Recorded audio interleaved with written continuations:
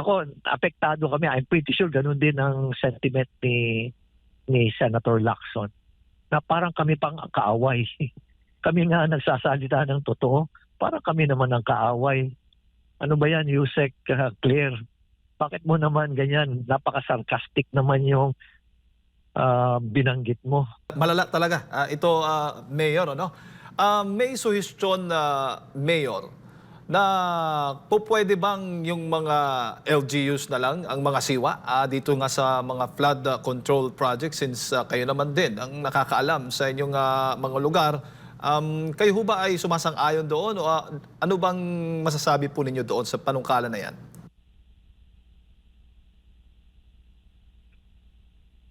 Well, I just would like to, una bago kita sagutin, Jane, gusto ko lang mag-comment doon sinabi mo malala. Tama yun, malala dahil walang katapusan yung kasakiman nitong mga napaka-corrupt na politiko at mga government officials. Pangalawa, nung binanggit mo na LGU, may problema rin tayo sa LGU. May good governance pa sa LGU, may transparency pa sa LGU. Tapos alam mo rin sa LGU, sa ibang marami rin tayong LGU na may pinapaboran din, rigged din yung bidding niyan. Kaya talagang matindi ang problema natin. Matindi ang problema natin pagdating sa implementation ng mga malalaking project na katulad ng flood control. At alam mo, ang corruption hindi lang sa flood control, napakarami pa niyan. Napakarami pa niyan. Diyan sa mga asphalt overlay, diyan sa roadside opening, sa paggawa ng mga kalsada, meron pa yung diyan sa mga paggawa ng mga multipurpose hall, yung mga rock netting, nandiyan pa yung mga solar lights, nandiyan pa yung safety barriers, meron pa diyan yung mga cat's eye. Napakarami. Kaya kuminsan talagang malulula ka talaga eh. Pero yun ang problema ngayon. Pwedeng ibaba sa isang government. Basta ang importante sa kanya, alam mo na talagang good governance. Kaya kailangan talaga matindi ang pag-monitor ng public, ng publiko. Talagang meron talagang matinding citizens participation. Tapos dapat ang information dapat open data. Nakikita talaga ano yung presyo ng... Kaya kami sa Baguio ngayon, we're now working with a NGO, international NGO, para magkaroon kami ng isang digital application na gagamitin namin para na monitor lahat ng project sa syudad ng Baguio. Nakikita rin nila lahat kung ano yung progreso, magkano yung amount, sino yung nag-implement, so that there will be feedback from the community.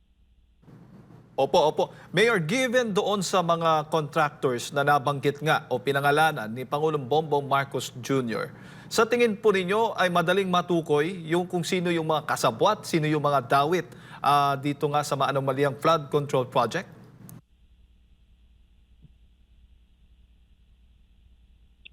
Alam mo, kilala ko yung iba dyan. Familiar ako sa iba dyan eh. Alam mo, ipatawag lang ni Presidente yan, kausapin niya na masinsinan, explain nila, yung binanggit ko na mga porsyento, babanggitin nila kay Presidente yon. Ang problema is, mag-execute pa sila ng affidavit. Siyempre, natatakot din yung mga yan. Paano kung patayin yung mga yan? Ha? So, yun ang challenge. Pero ako magsasalita yung mga yan. Lalo na kung may ipit na sila, ang sasabihin nila, Jade, Mr. President, bakit ho pinag-iinitan nyo kaming kontraktor? Kami naman hahanap buhay lang. Kami po'y nagbabayad ng maayos sa taxes namin. Sasabihin nila yon, Tapos gagawin ho namin yung project. Ang problema naman sa sobrang laki na ng hinihingi ng mga politiko at yung mga implementing agency, napipilitan kami mag-substandard. Ganun na sasabihin nila kay Presidente. Kaya wag lang kami ang pag-initan nyo. Pag-initan nyo po yung mga politiko, pag-initan nyo rin po yung mga tiwaling opisyal dyan sa DPWH. Opo. Mayor, may plano ang Kamara, partikular na po itong House Committee on Public Accounts na imbestigahan nga itong anomalya sa flood control projects. At kayo po ay isa sa mga naimbitahan ata, Mayor, na magsalita po doon. Wala pa akong natatanggap na invitation, Jay. Wala pa. Naghihintay nga ako ngayon eh. Opo. Pero knowing na Kamara mismo yung mag-iimbestiga at siyempre naalala natin yung panahon ng SONA ng Pangulo, nabanggit niya, mahiya naman kayo. At di ba, yun ay naka-address doon sa mga kongresista patungkol nga po dito sa mga flood control projects ng ating bansa?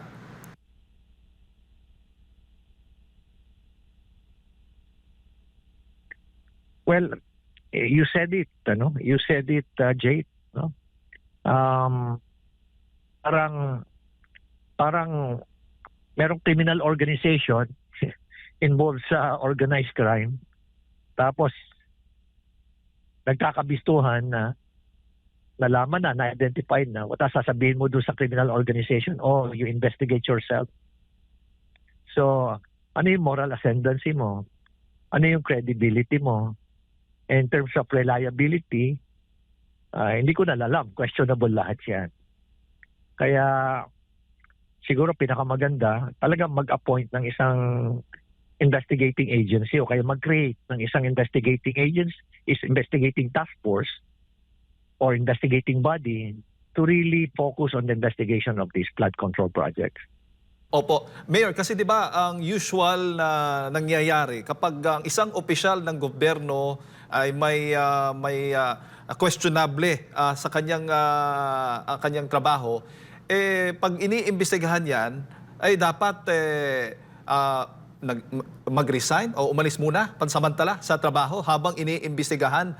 Dito kasi sa Kamara, kongresista yung babanggit, involved dito nga o dawit sa flood control project, manumalang flood control project, sila rin ang mag-iimbestiga. Parang ano bang masasabi po ninyo doon?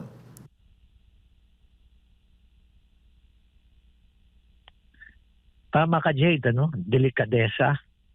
Sa ibang bansa, magre-resign sila dahil subject to they are being implicated sa isang kaso, ano? Especially corruption issue, ano? Or corruption case. Pero dito sa bansa natin, may delikadesa ba sila? May kahihiyan ba sila? Nakita mo naman doon sa SONA nung nagsalita si Presidente ng mahiya kayo. No? It is a strongly worded na message. Ano? Anong ginawa nila? Diba? Okay pa nga si Kong Toby Chanko, talagang tuwa-tuwa doon . Pero nung ginawa ng ibang mga kasamaan nila na alam naman nila kung ano talaga sila, nagsitayuan din. Nagsisigaw din sila as if they were innocent, ano? Kaya nga sabi ko, height of hypocrisy, ano, and callousness. No? Kaya tama ka, delikadesa sana, mag-resign muna sila o kaya mag-leave muna sila pero hindi nila gagawin, unfortunately.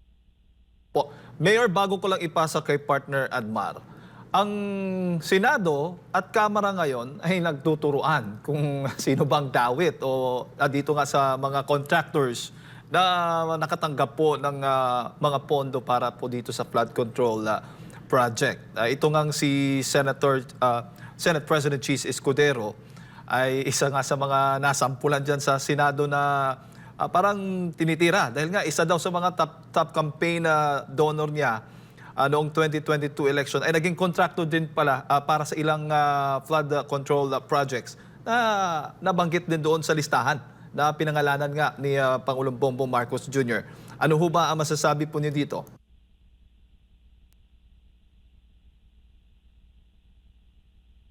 Well, kumbaga parang, again, balik tayo doon sa word na delikadesa, di ba? Conflict of interest. Ano lang propriety. Bakit sila nabibigyan ng, for some reason, bakit favored na contractor sila? Bakit paulit-ulit na sila nakakakuha? Isa lang yan eh. Because they know how to do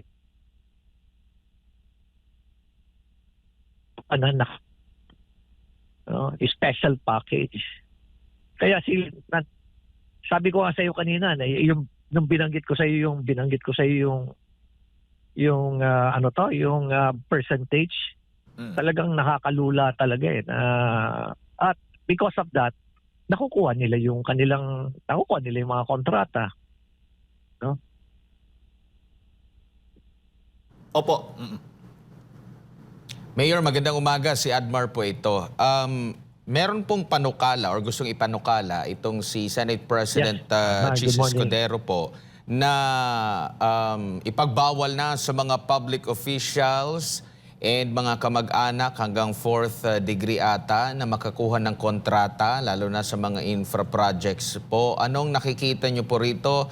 Una, uusad ba ito sa tingin nyo po? And malaking tulong po ba ito kung sakali pong umusad, Mayor? Well, napakagandang panukala yan.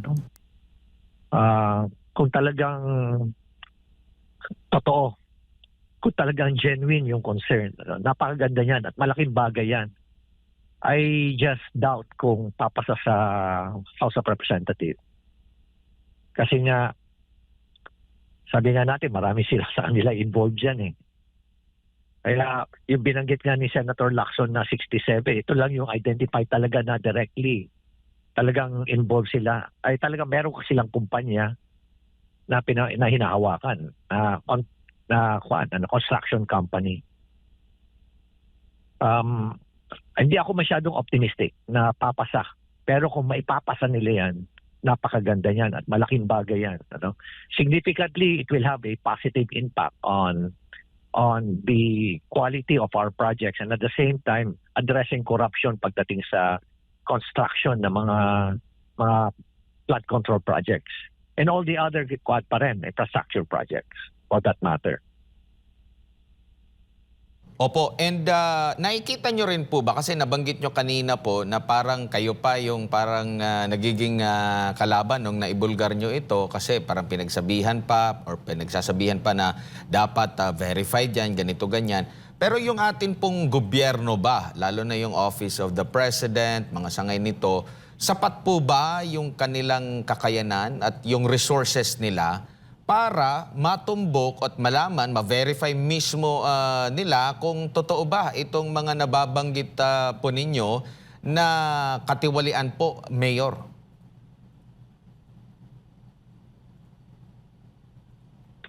Yes, very capable, Con. Galing na ako dyan eh. Very capable ang ang Office of the President to organize the investigation. Ang kailangan lang talaga, ma-identify talaga kung sino mag-imbestiga, sino ang lead agency. Pero wag yung mga pinanggalingan ng mga nasasangkot, no? O wag yung mga organization ng wag sana yung, let us say, in terms of credibility na lang at moral ascendancy, hindi naman pwede na House of Representatives ang mag-imbestiga. Hindi naman pwedeng DPWH ang nag-imbestiga. Kasi conflict of interest na kagad yan. Dapat an independent body to be headed probably by a reputable individual, a former Chief Justice of the Supreme Court, tapos under sa kanya are the investigative agency. Kasi nga iba kasi kung meron kang investigator talaga na talagang trained investigator. Kasi yan ang trabaho nila, maghanap ng mga ebidensya eh. May tradecraft yan, may skills yan, may talent yan. Hindi mo pwedeng ipagmalaki na, hindi, abogado ako. Yes, abogado ka, pero hindi ka investigador. Iba ang investigador. Kaya nga yung NBI, kita mo, di ba? National Bureau of Investigation. Kasi nga, in-emphasize nila yung word na investigation. Hindi naman lawyering ang pina-investigatan. Hindi mo pwedeng sabihin na, lawyer ako, investigador ako. No, you're not. Kakaiba ang investigation sa pagiging abogado. Pero magandang isang abogado na mag-investigation provided na trained na siya, may training siya. No? So kumbaga Mayor, qualified kayo rito bilang dating general at nanguna sa maraming mga investigasyon po.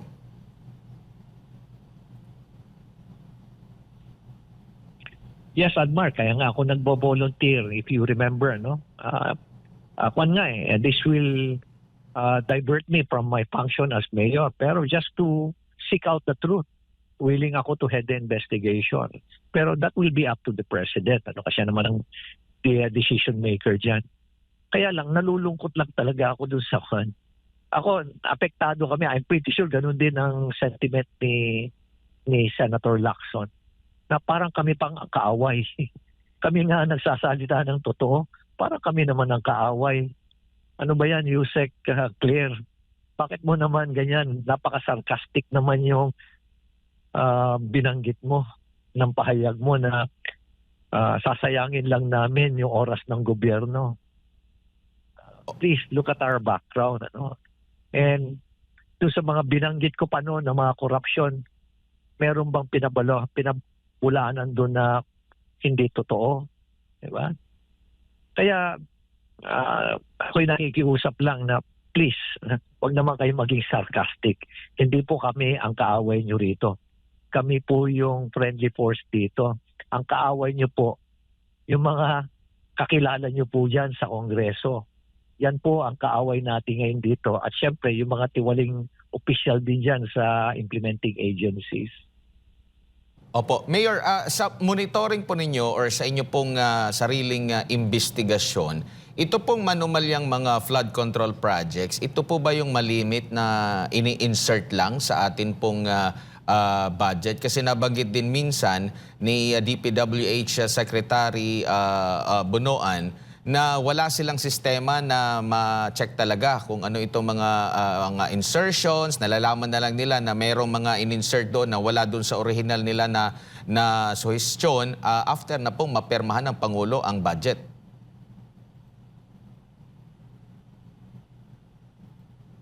Totoo naman yon. Totoo yung sinabi ni Secretary Bunoan. Ano? Kung titignan mo yung NEP noong 2025, lumalabas doon na ang hinihingi lang nila is around 800 billion plus. Kasi yun lang naman ang absorptive capacity nila eh. You know? 800 billion plus. And then suddenly, after the BICAM, pero actually yung BICAM pa nga okay pa yun eh. After the small BICAM, nakukunti na lang sila nag-usap-usap doon. Ano? Balita ko nga, tatatlo na lang sila nag-usap eh. Biglang nabago na. Diba? Nadagdagan na ng 214 billion. So doon pala makikita mo na paano naisingit to? Bakit mas marunong pa sila sa ahensya? Ang hinihingi nga ng ahensya 800 plus, almost 900 billion. Patapos biglang nakialam itong mga kongrista na hindi naman sila talaga involved sa mga dito sa field, sa local government. Hindi naman sila talaga involved yan. Diba? Kasi ang trabaho nila, pambabata sila eh. Bakit mas marunong pa sila at nagdagdag sila ng 214? Anong motive? Yun dami ang tanungin natin eh. Ano ba ang motive? In short, why did you do it? Yung question na why did you do it? Iisa lang yan. Diba? Pagkakaperahan lang yan. Sa totoo lang, ang motive lang dyan is pagkakaperahan namin to. Opo, nabanggit din ni Mayor Isko Moreno na may mga proyekto rin na hindi pinagpapaalam sa LGU. Kabilang din po ba ito sa mga problema ninyo as local chief executives or baka may marami din kayong mga kakilala na Mayor, General?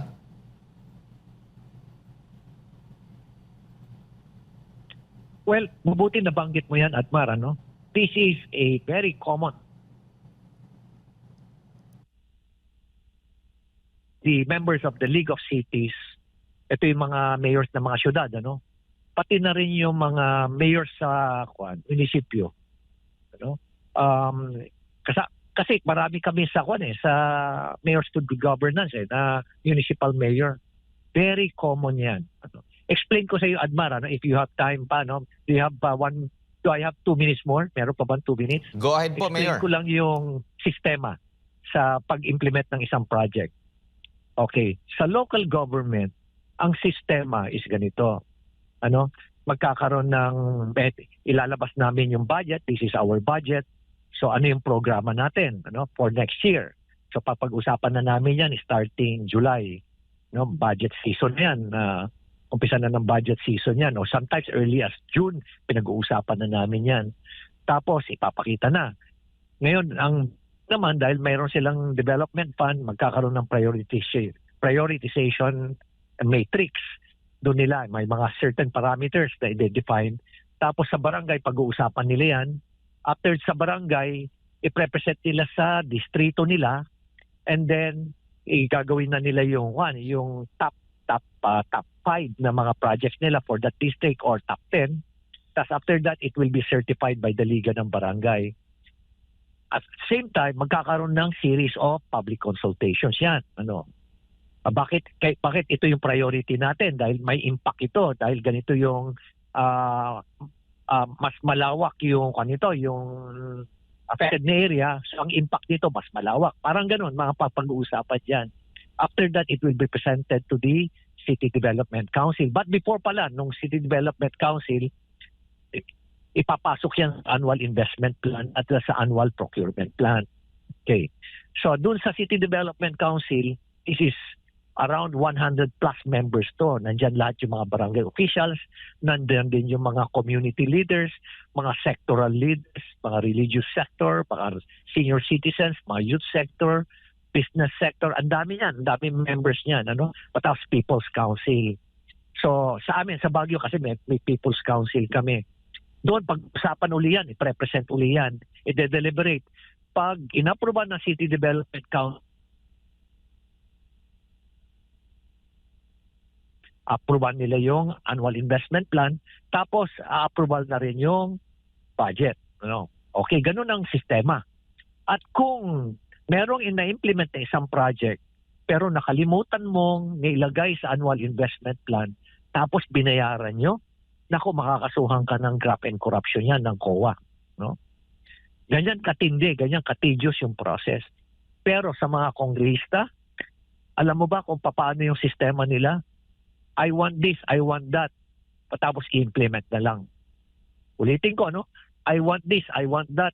Walang konsultasyon sa local government, walang maayos ng public consultation, wala silang investment plan, annual investment plan, wala silang annual procurement plan. Implement na lang kaagad nila. Ganun na lang ang ginagawa ng mga yan. Kaya parang may double standard yata ng hustisya rito. Bakit kami nakukulong kami, bakit hindi sila pakulong? Kaya nakita mo kung paano nila talaga inaabuso yung tinatawag nating power of the purse. Pero Mayor, handa nyo po bang ipatigil yung mga ganyan na dumidiretso lang po at hindi nagpapaalam sa inyo po? Napakahabang proseso, napakagrabe yung sistema na susundan. Pero yun nga, nabanggit ninyo, pagdating sa kanila, simple lang. Ito po ba'y handa ninyong ipatigil or mag-uusap po ba kayo, coordinate with other LGUs na dapat maisulong ito sa national government na hindi pwedeng ganito sa amin, mahigpit. Pero pagdating dito sa proyekto ni Congressman, masyadong mabilis. Well, siguro ang plano namin gawin dyan is, ito nga Admar, una-una meron kaming pinag-uusapan namin yan. Ngayon na majority kami sa konseho, pinag-uusapan na namin na magpapasa ng ordinance na lahat ng project sa gagawin sa Baguio, whether it is funded by the national government, dapat dadaan sa matinding public consultation at konsultasyon din with the local government. Isa yan, sa nakikita namin. Pangalawa is itong bagong pinag-uusapan namin with an international NGO through the UK Embassy na mag-a-adapt kami ng ipapilot test namin yung isang digital application na about transparency ng mga infrastructure projects. Opo. At gusto namin umpisahan dito sa siyudad ng Baguio. para makita nila at the same time magkakaroon ng matinding participation ang komunidad yan. So ilalabas mo lahat, it's actually an open data na anybody can access it. Part of their transparency. And the good news is Baguio City is just one of the 4 LGUs sa buong bansa out of the 1,500 na open government. Open government meaning very strong on transparency, accountability at citizens participation. It's a global network. Ang Baguio City is part of that global network. Opo, and panghuli na lang, dito po sa inyong mga ibinulgar, kasama na si Senador Ping Lacson at iba pang nagbulgar dito sa maanumalyang mga flood control projects. Napakadelikado pala ito kung tutuusin, Mayor, dahil maliban sa nananakaw ang pera ng taong bayan, nalalagay din sa alanganin yung kanilang buhay kasi nabanggit nyo nga po, 40% na lang ang napupunta talaga doon sa proyekto, nasa-shortcut yung mga standard, pati mga materyales na gagamitin, nagiging substandard na po.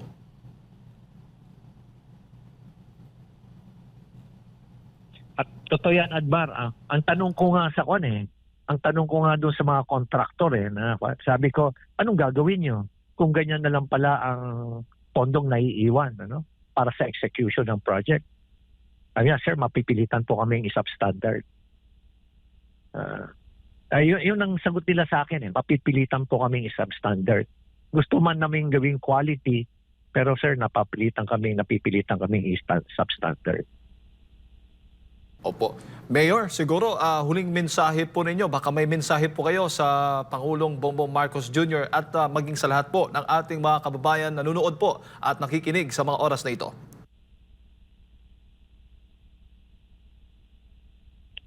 Unang-una, nagpapasalamat po kami sa ating presidente dahil tuloy-tuloy po at sinusustain po niya itong campaign laban po sa corruption, especially focusing on these flood control projects. At I'm pretty sure po na ang ating pong presidente, after the flood control, tututukan din niya yung ibang mga maanumalyang mga proyekto ng gobyerno natin. So nandito po kami para tumulong po kami sa inyo. Hindi po kami kaaway ho dito. At hindi sure namin binabaliwala ho yung binabanggit ho na walang basihan. Sana ho wag ko kami i-accuse sa pagsabihan ho sana ni Presidente si Yusek Claire na wag ho sana kaming bastusin. Kasi ho nakaka-insulto ho yung binanggit ho niya kahapon. Maraming salamat, Jade. Maraming salamat, Admar. Thank you, Mayor po, sa inyong oras at sa pagbibigay po ninyo ng impormasyon ngayong umaga. Mabuhay po kayo. Ingat po, Mayor.